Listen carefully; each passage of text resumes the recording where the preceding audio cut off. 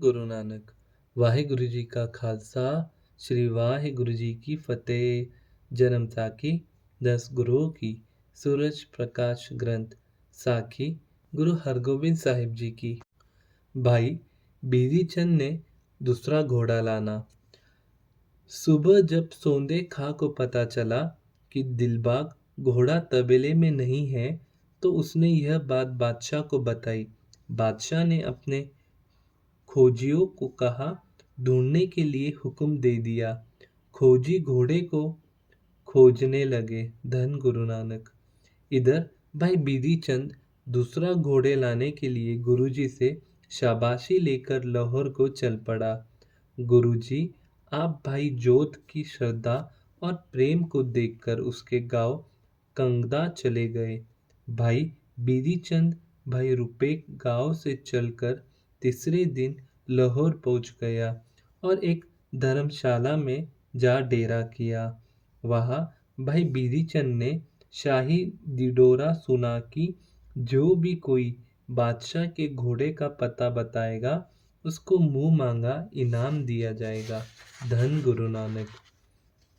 यह ढिंढोरा सुनकर बिधि चंद ने एक सिख भाई बहोडू के द्वार एक लंबा चोला तैयार करवाकर गले में डाल लिया और हाथ में ज्योतिष बताने के लिए संगली पकड़ ली। अपने सिर के केश खोलकर पीछे पीठ के ऊपर फेंक दिए। दाढ़ी दो तरफ करके खोल दी।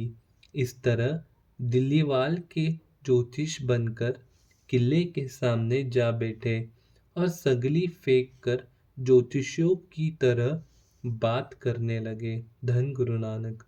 जब इस बात का दरोगा सोंदे खां को पता लगा कि कोई ज्योतिष आया है, तो उसने ज्योतिष को बुलाकर कहा कि अगर तुम बादशाह के घोड़े का पता बता दोगे कि कहाँ है और किसने चुराया है, तो तुमको मुंह मांगा इनाम दिया जाएगा। ज्योतिष ने कहा, मैं खुदा के हुक्म के साथ पूरा पूरा पता बताऊंगा, परंतु पहले मुझे वह जगह देखनी पड़ेगी जहां से घोड़ा चुराया गया था। धन गुरु नानक।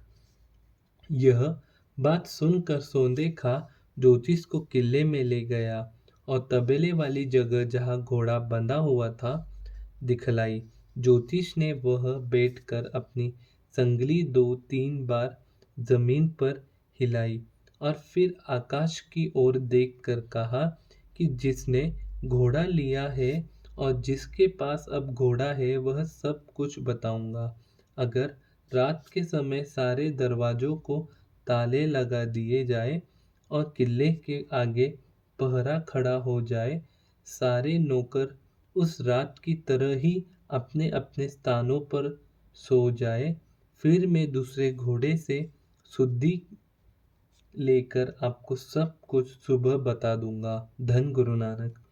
ज्योतिष की इस बात पर भरोसा करके रात के समय उस तरह ही किया गया। जब एक पहर रात बीत गई, तो बिधि चंद दूसरे घोड़े गुलबाग पर सुनहरी जीन डालकर उसे तबेले से बाहर ले आया और उस पर सवार होकर ऊंची आवाज में कहा कि पहला घोड़े का पता यह है। वह इस समय जंगल देश के भाई रूपे गांव में श्री गुरु हरगोबिंद जी के पास है। उसको वह घसियारी ही ले गया था जो आपने कसेरा नौकर रखा था। यह दूसरा घोड़ा भी वह घसियारी कसेरा ही ज्योतिष बनकर उस पहले घोड़े के पास गांव रुपे गुरुजी के पास ही ले चला है।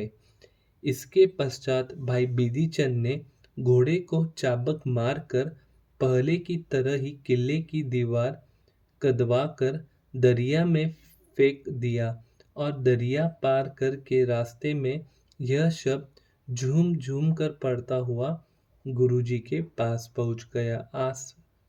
आसा महला पंजवा। अपने सेवक की आप राखे, आपे नाम जपावे। जहाँ जहाँ काज किरत सेवक की, तहाँ तहाँ उठी धावे। सेवक को निकट हुई दिखावे, जो जो कहे ठाकुर पहे। सेवक तत्काल हुई आवे, रहाओ तिस सेवक की हो बलिहारी। जो अपने प्रभु भावे, तिसकी सोई सुनी मन हरिया। तिस नानक परसन आवे। रुपए गांव पहुंचकर जब भाई बिधि चंद को पता चला कि गुरुजी कागत चले गए हैं, तो बिधि चंद घोड़े लेकर गुरुजी के पास कांगत पहुंच गया। गुरुजी बिधि चंद को घोड़े सहित देखकर बहुत खुश हुए और शाबाशी देकर वचन किया, भाई बिधि चंद, हम तुम पर बहुत खुश हैं। तुम निहाल हुए हो। धन गुरु नानक। वाहिगुरु जी का खालसा, श्री वाहिगुरु जी की फतेह। धन गुरु नानक। धन गुरु नानक।